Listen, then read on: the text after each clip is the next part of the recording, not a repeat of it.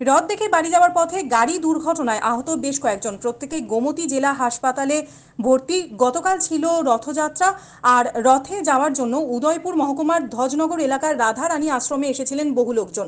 রথ দেখে বাড়িতে যাওয়ার জন্য প্রায় 15 থেকে 16 জন একটি মালগাড়ি অটো রিকশাতে করে বাড়ি ফিরে যাচ্ছিলেন।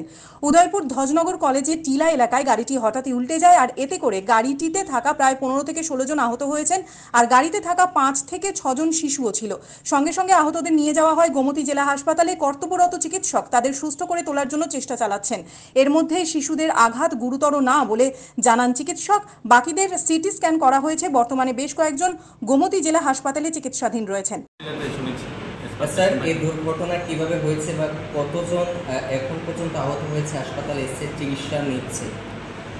পেশেন্ট পার্টি যা শুনতে পেরেছি যে অটো উল্টে গিয়ে ঘটনাটা ঘটেছে।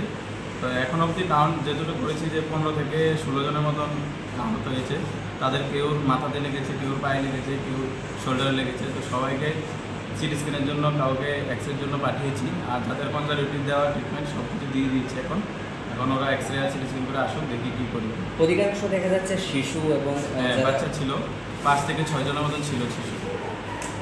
শিশুগুলো এত সিরিয়াস ছিল না, কিন্তু বড় যারা ছিল তাদের মাথাতে লেগেছে। আর কিছু সামারি কি নিতে পেরেছেন যে চালক, সেই চালক কি এসে বা তার? না, চালক এখনো খুঁজে পাওয়া যায়নি। কতজন হবে? 15 থেকে 16 জনের মতো। কোন জায়গাতে? কলেজটিতে।